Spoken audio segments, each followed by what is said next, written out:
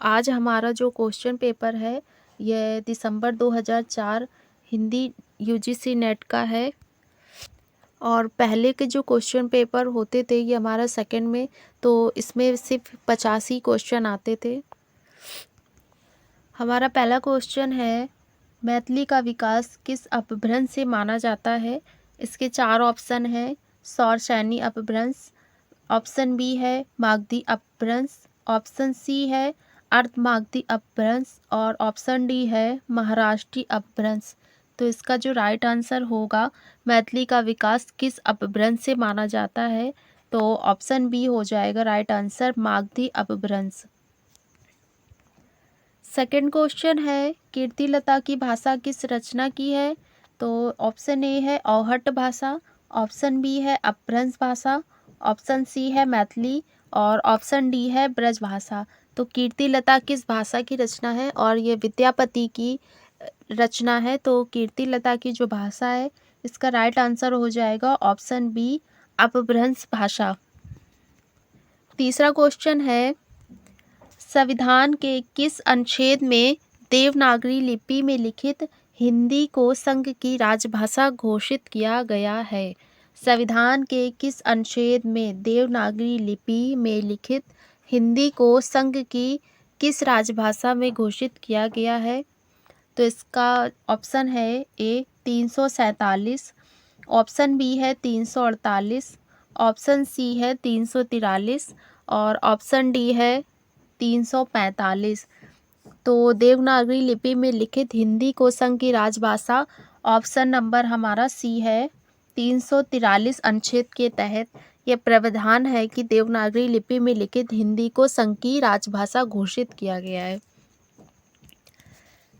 चौथा क्वेश्चन है, आदिकाल में किस कवि ने औहट भाषा में रचना की है।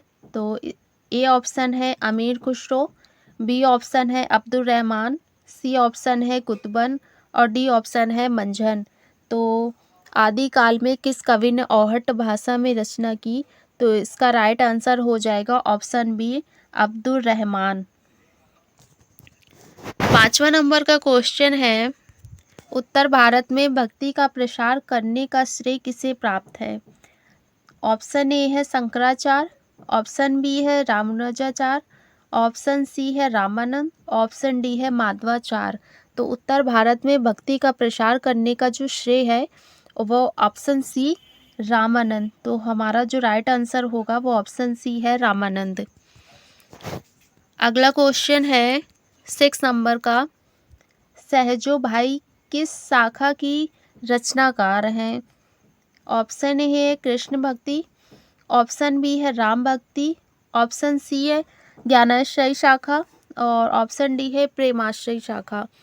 तो सहजोबाई किस शाखा की रचना है, तो कृष्ण भक्ति के जो हमारे हैं वो हमारे हैं सूरदास, और जो राम भक्ति के तुलसीदास। ज्ञानाश्रय शाखा के जो हैं तो ये ऑप्शन सी हमारा राइट हो जाएगा, सहजोबाई ज्ञानाश्रय शाखा की हैं और प्रेमाश्रय शाखा की मीराबाई हैं। क्वेश्चन नंबर 7 है, उज्ज्वल नीलमणि के रचयिता कौन है। ऑप्शन ए है रूप गोस्वामी, ऑप्शन बी है वल्लभाचार्य, ऑप्शन सी है विठलनाथ, ऑप्शन डी है माधवाचार्य। तो उज्ज्वल नीलमणि के रचयिता कौन है, तो इसका राइट आंसर हो जाएगा ऑप्शन ए, उज्ज्वल नीलमणि के रचयिता है रूप गोस्वामी। 8वां नंबर का क्वेश्चन है, चंदायन किस कवि की रचना है। तो ऑप्शन ए है मलिक मोहम्मद जायसी, ऑप्शन बी है कुतुबन, ऑप्शन सी है मंझन, ऑप्शन डी है मुल्ला दाऊद। तो चंदायन के कवि हैं, हमारा राइट आंसर हो जाएगा ऑप्शन सी, मुल्ला दाऊद। अगला क्वेश्चन है, दक्षिण भारत हिंदी प्रचार सभा और यह मद्रास में है, तो इसकी स्थापना किसने की। दक्षिण भारत हिंदी प्रचार सभा मद्रास की स्थापना किसने की। तो ऑप्शन ए है सी राजगोपालाचारी, ऑप्शन बी है महात्मा गांधी, ऑप्शन सी है मोंटरी सत्यनारायण और ऑप्शन डी है विनोबा भावे। तो दक्षिण भारत हिंदी प्रचार सभा मद्रास की स्थापना, ऑप्शन हमारा बी राइट हो जाएगा, महात्मा गांधी इसकी स्थापना महात्मा गांधी ने मद्रास में की थी। अगला क्वेश्चन है, यह कथन और निष्कर्ष का है। तो 10वां नंबर का क्वेश्चन है, आ है हमारा छायावाद राष्ट्रीय सांस्कृतिक जागरण की काव्यात्मक अभिव्यक्ति है, और बी जो हमारा निष्कर्ष है वो छायावाद का सीधा संबंध स्वाधीनता आंदोलन से है। तो इसमें 4 ऑप्शन दिए हैं। ए आ और बा दोनों सही है, बी नंबर है आ गलत है, बी सही है, सी नंबर है आ पूर्णता और बी अंशतः सही है, ऑप्शन डी है आ बा दोनों सही है। तो इसका जो राइट आंसर हो जाएगा ऑप्शन डी, आ और बा दोनों अंशतः सही है, मतलब थोड़ा सही है थोड़ा गलत है, पूरा ये राइट नहीं है। तो छायावाद राष्ट्रीय सांस्कृतिक जागरण की अभिव्यक्ति है, ये सही है, और छायावाद का सीधा संबंध स्वाधीनता आंदोलन से है, ये भी सही है लेकिन थोड़ा। अगला क्वेश्चन है 11 नंबर का, कौन सी बोली पश्चिमी हिंदी की नहीं है? इसमें पूछा है पश्चिमी हिंदी की बोली नहीं है। ऑप्शन ए है ब्रजभाषा, ऑप्शन बी है खड़ी बोली, ऑप्शन डी है बुंदेली, ऑप्शन डी है बघेली। तो कौन सी बोली पश्चिमी हिंदी की नहीं है? तो इसका राइट आंसर हो जाएगा ऑप्शन डी बघेली।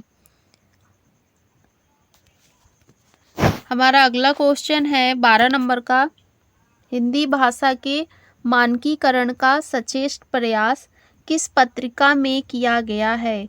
तो इसमें पत्रिका का नाम पूछा है। हिंदी भाषा के मानकीकरण का सचेत प्रयास किस पत्रिका में किया गया? तो ऑप्शन ए है सरस्वती, ऑप्शन बी है आनंद कादम्बिनी, ऑप्शन सी है सुदर्शन, ऑप्शन डी है हिंदी प्रदीप।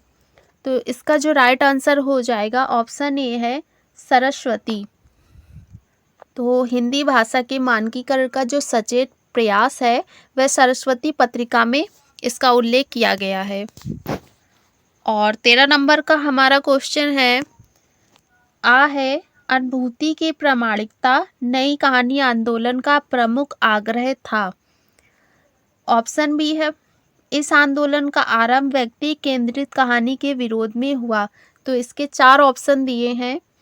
ए ऑप्शन है आ बा दोनों सही है, और बी ऑप्शन है आ अंशतः और बी जो है हमारा पूर्णतः सही है, ऑप्शन सी है आ सही है बा अंशतः सही है, और डी है आ बा दोनों अंशतः सही हैं। तो 13 नंबर का हमारा जो क्वेश्चन है इसका राइट आंसर हो जाएगा ऑप्शन ए आ बा दोनों सही हैं। तो अनुभूति की जो प्रामाणिकता है नई कहानी आंदोलन का प्रमुख आग्रह था, यह बिल्कुल राइट है। और जो हमारा बा है इस आंदोलन का आरंभ व्यक्ति केंद्रित कहानी के विरोध में हुआ था, ये भी ऑप्शन हमारा ठीक है। अगला क्वेश्चन है, निम्नलिखित में से कौन सी बोली पूर्वी हिंदी की नहीं है? निम्नलिखित में से कौन सी बोली पूर्वी हिंदी की नहीं है? इसमें पूछा है नहीं है। तो ऑप्शन ए हमारा अवधी, ऑप्शन बी है बघेली, ऑप्शन सी है छत्तीसगढ़ी, ऑप्शन डी है मालवी। तो इसका जो राइट आंसर हो जाएगा कौन सी बोली पूर्वी हिंदी की नहीं है? तो इसका राइट आंसर हो जाएगा ऑप्शन डी हमारा मालवी। तो जो पूर्वी हिंदी में आती है अवधी, बघेली और छत्तीसगढ़ी, यह 3 बोलियां हमारी पूर्वी हिंदी में आती, मालवी हमारी नहीं आती। 15 नंबर का क्वेश्चन है, कल्पना पत्रिका किस नगर से इसका प्रकाशन होता था? इसमें आपका नगर पूछा गया है कि इसका जो प्रकाशन है वह किस नगर से होता था। ऑप्शन ए है कलकत्ता, ऑप्शन बी है हैदराबाद, ऑप्शन सी है अहमदाबाद, ऑप्शन डी है इलाहाबाद। तो इसका जो राइट आंसर है कल्पना पत्रिका का प्रकाशन, तो ऑप्शन बी हमारा राइट आंसर है हैदराबाद। इसका जो प्रकाशन है ये हैदराबाद से होता था। अगला क्वेश्चन है क्वेश्चन नंबर 16, माध्यम एक पत्रिका है, इसके संपादक कौन है? तो इसमें रचनाकार का नाम पूछा गया है। ऑप्शन ए है सत्यप्रकाश मिश्र, ऑप्शन बी है नंदकिशोर नवल, ऑप्शन सी है काशीनाथ सिंह, ऑप्शन डी है रविंद्र कालिया। तो माध्यम पत्रिका का जो संपादक थे, इनका जो नाम है, ये ऑप्शन ए सही हो जाएगा, सत्यप्रकाश मिश्र। अगला क्वेश्चन है, ये भी हमारा कथन और निष्कर्ष में है, 17 नंबर का। तो आ है, रेखाचित्र और संस्मरण के बीच की विभाजक रेखा बहुत सूक्ष्म है। मतलब रेखाचित्र और जो संस्मरण है, इसकी जो विभाजक रेखा है ये बहुत छोटी सी है। और बार है, ये दोनों परस्पर अंतर्मुक्त हो जाते हैं। तो इनमें से ए ऑप्शन है आ बा दोनों सही है, बी ऑप्शन है बा सही और आ गलत है, सी है आ बा दोनों गलत हैं, और डी है आ सही है बा अंशतः सही है। तो इसका जो राइट आंसर हो जाएगा ऑप्शन ए, आ और बा दोनों सही है। यह सही है कि रेखाचित्र और संस्मरण के बीच की जो विभाजक रेखा है वो बहुत सूक्ष्म है और ये दोनों परस्पर अंतर्मुक्त हो जाते हैं। 18 नंबर का क्वेश्चन है, निम्नलिखित भाषाओं के विकास का सही अनुक्रम क्या है? ऑप्शन ए है प्राकृत, पाली, अपभ्रंश, हिंदी, ऑप्शन बी है पाली, प्राकृत, अपभ्रंश, हिंदी, ऑप्शन सी है पाली, अपभ्रंश, प्राकृत, हिंदी, ऑप्शन डी है अपभ्रंश, प्राकृत, हिंदी और पाली। तो हमारा जो भाषाओं के विकास का सही अनुक्रम है ये ऑप्शन बी हो जाएगा, पाली, प्राकृत, अपभ्रंश, हिंदी। और इसका जो क्वेश्चन है इसके सन वाइज से बनता है, तो हमारा राइट आंसर ऑप्शन बी हो जाएगा। 19 नंबर का क्वेश्चन है, निम्नलिखित कवियों का सही कालक्रम बताइए। 19 नंबर में ऑप्शन ए है सरहपा, सोम प्रभु सूरी, गोरखनाथ, हेमचंद्र, ऑप्शन बी है गोरखनाथ, सोम प्रभु सूरी, सरहपा और हेमचंद, ऑप्शन सी है सरहपा, गोरखनाथ, हेमचंद, सोम प्रभु सूरी, ऑप्शन डी है सोम प्रभु सूरी, गोरखनाथ, सरहपा, हेमचंद्र। तो इसका जो राइट आंसर हो जाएगा ऑप्शन सी, सरहपा, गोरखनाथ, हेमचंद और सोम प्रभु सूरी। अगला क्वेश्चन है 20 नंबर का, किस लेखिका ने पशु पक्षियों पर केंद्रित रचना की है? तो ऑप्शन ए है महादेवी वर्मा, ऑप्शन बी है सुभद्रा कुमारी चौहान, ऑप्शन सी है हेमवती देवी, ऑप्शन डी है सत्यवती मलिक। तो किस लेखिका ने पशु पक्षियों से संबंधित रचना की है? तो इसका जो राइट आंसर है ऑप्शन ए हो जाएगा हमारा, महादेवी वर्मा ने पशु पक्षियों पर केंद्रित रचना की है। 21 नंबर का क्वेश्चन है, इन कवियों में सही कालक्रम का निर्देश कीजिए। ऑप्शन ए है चिंतामणि, केशवदास, मतीराम, पद्माकर, ऑप्शन बी है मतीराम, पद्माकर, चिंतामणि और केशवदास, ऑप्शन सी है पद्माकर, केशवदास, मतीराम, चिंतामणि, ऑप्शन डी है केशवदास, चिंतामणि, पद्माकर और मतीराम। तो इसका जो राइट आंसर है, ये यूजीसी नेट द्वारा कोई भी इसका राइट आंसर नहीं था, तो इसमें इनमें से कोई नहीं होगा। तो इसके लिए जो नंबर थे वो सबको बराबर दिए गए थे, लेकिन इसका जो राइट ऑप्शन बनेगा ये हमारा केशवदास, चिंतामणि, पद्माकर, मतीराम। तो इसका जो मतीराम है ये पहले आएगा और जो पद्माकर है ये बाद में आएगा।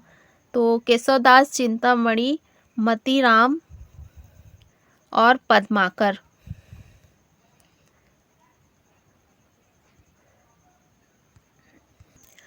22 नंबर का क्वेश्चन है, सही कृति क्रम को पहचानिए। ऑप्शन ए है पल्लव, गुंजन, युगांत, युगवाड़ी, ऑप्शन बी है पल्लव, युगांत, गुंजन, युगवाड़ी, ऑप्शन सी है गुंजन, पल्लव, युगांत, युगवाड़ी, ऑप्शन डी है पल्लव, गुंजन, युगवाड़ी और युगांत।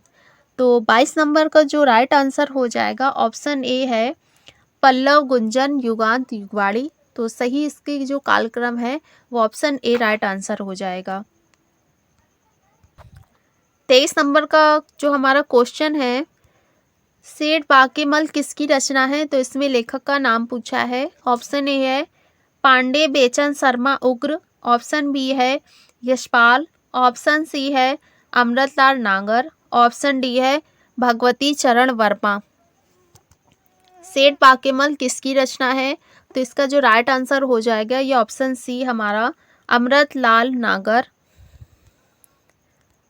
अगला क्वेश्चन है 24 नंबर का, वारन हेस्टिंग का साड़ किस कहानी, इस कहानी की रचना किसने करी है?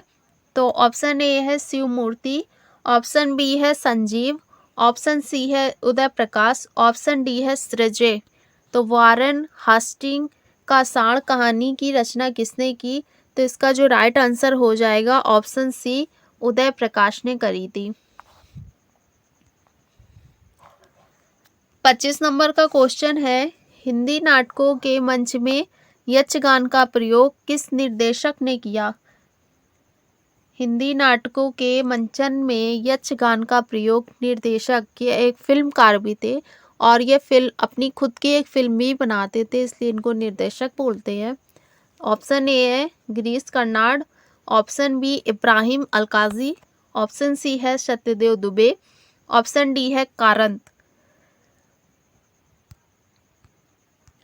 तो हमारा जो राइट आंसर हो जाएगा हिंदी नाटकों के मंचन में यक्षगान का प्रयोग, तो इसका राइट आंसर हो जाएगा ऑप्शन ए गिरीश कर्नाड, यह एक निर्देशक भी थे।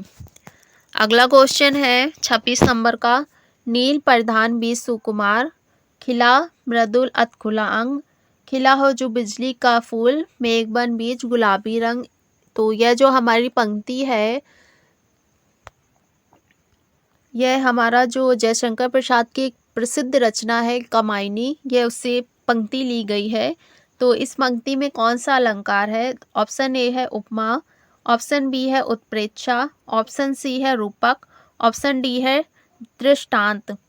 तो 26 नंबर का, नील प्रधान बीज सुकुमार, खिला मृदुल अत खुला अंग, खिला हो जो बिजली का फूल, मेघ बन बीज गुलाबी रंग।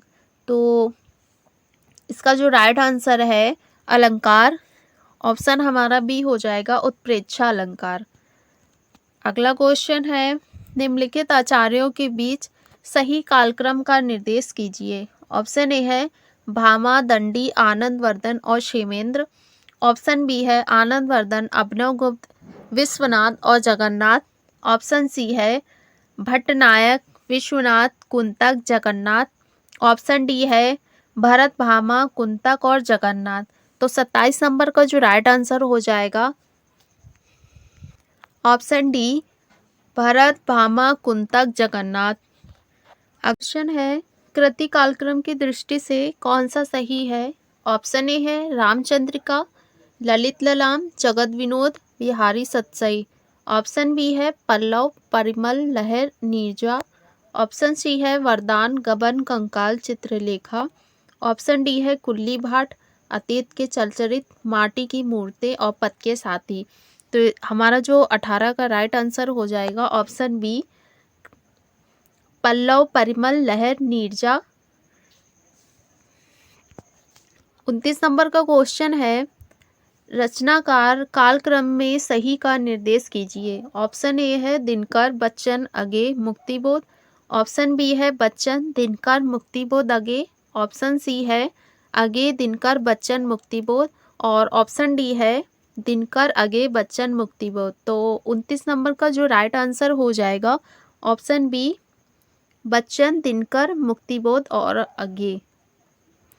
अगला क्वेश्चन है 30 नंबर का, निम्नलिखित में से कृति कालक्रम की दृष्टि से कौन सा सही है? ऑप्शन ए है वीणा, ग्राम्या, लोकायतन, कला और बूढ़ा चांद, ऑप्शन बी है निहार, रश्मि, दीपशिखा, शांत गीत, ऑप्शन सी है गीतिका, कुकुरमुत्ता, बेला, अर्चना, ऑप्शन डी है प्रेम प्रतीक, झरना, लहर, आंसू। और इसके बाद एक इसका सीक्वेंस है झरना असुर लहर कमायनी। तो हमारा जो 30 नंबर का राइट आंसर है ऑप्शन बी है निहार रश्मि दीपशिखा शांदगी। तो हमारा बी ऑप्शन राइट आंसर हो जाएगा। 31 नंबर का क्वेश्चन है निम्नलिखित में से सही कृति कालक्रम कौन सा है। ऑप्शन ए है सुखमय जीवन शरणार्थी ठुमरी दो बाके। ऑप्शन बी है शरणार्थी ठुमरी सुखमय जीवन और दो बाके। ऑप्शन सी है दो बाके ठुमरी सुखमय जीवन शरणार्थी। ऑप्शन डी है सुखमय जीवन दो बाके शरणार्थी और ठुमरी। तो हमारा जो 31 नंबर का क्वेश्चन है इसका राइट आंसर हो जाएगा ऑप्शन डी सुखमय जीवन दो बाके शरणार्थी और ठुमरी। अगला क्वेश्चन है 32 नंबर का निम्नलिखित निर्गुण कवियों का सही कालक्रम कौन सा है। तो इसमें जितने भी ऑप्शन दिए ये हमारे सभी निर्गुण कवि हैं। ऑप्शन ए है दादू कबीरदास सुंदरदास मल्लुकदास। ऑप्शन बी मल्लुकदास सुंदरदास कबीरदास दादू। ऑप्शन सी है सुंदरदास मल्लुकदास दादू कबीरदास। ऑप्शन डी है कबीरदास दादू मल्लुकदास और सुंदरदास। तो 32 नंबर का जो राइट आंसर है ऑप्शन डी कबीरदास दादू मल्लुकदास और सुंदर। निम्नलिखित काव्य पंक्तियों और कवियों को सुमेलित कीजिए। ए है नैना बीच नदियाँ डूबती जाएं। बी है अजगर करे न चाकरी पंछी करे न काम। सी है गुरु सुआ जई पंथ दिखावा। और डी है तब लग ही जीवो भलो दैवो होय न धीम। तो इसका जो राइट आंसर है आपका 33 नंबर का ऑप्शन बी राइट आंसर हो जाएगा। ए जाएगा आपका 2 में, बी जाएगा 5 में, सी जाएगा 4 में और डी जाएगा 1 में।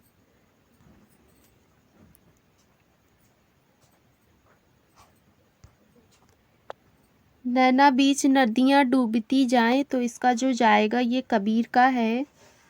और हमारा अजगर करे न चाकरी पंछी करे न काम तो यह हमारा जाएगा 5 में। और सी है गुरु सुआ जई पंथ दिखावा तो यह जाएगा हमारा 4 में चाइसी। और तब लग ही जीवो भलो दैवो होय न धीम तो हमारा जो 33 का डी है ये जाएगा आपका 1 में। ये रहीम का कथन है। 34 है निम्नलिखित रचनाओं को कवियों के साथ सुमेलित कीजिए। तो ए है मृगावती तो ए हमारा जाएगा 4 में कुतुबन। बी है मधुमालती बी जाएगा हमारा 5 में मंझन। सी है चंदायन यह मुल्ला दाऊद की है तो सी जाएगा हमारा दूसरे में। और डी है अखरावट यह जाएगा हमारा पहले में जायसी। तो इसका जो राइट आंसर है क्वेश्चन नंबर 34 ये आपका राइट आंसर ऑप्शन सी हो जाएगा। अगला क्वेश्चन है 35 नंबर का निम्नलिखित में से अध्यायों के नाम और रचनाओं को सुमेलित कीजिए। तो ए हमारा जो समय है जाएगा हमारा चौथे में। समय हमारा पृथ्वीराज में जो अध्याय हैं उनको समय बोलते हैं। बी हमारा जाएगा तीसरे में रामचरितमानस में कांड बोलते हैं। और सी हमारा जाएगा खंड हमारा जाएगा दूसरे में पद्मावत को खंड में विभाजित किया गया। और डी जाएगा हमारा पहले में साकेत में जो अध्याय हैं उनको सर्ग बोलते हैं। तो इसका जो राइट आंसर हो जाएगा 35 का ए नंबर।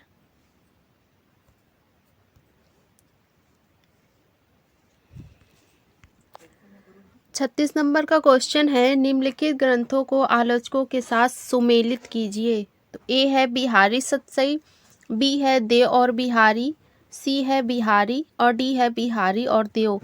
तो हमारा जो ए जाएगा वो जाएगा चौथे में बिहारी सतसई पदम सिंह शर्मा की रचना है।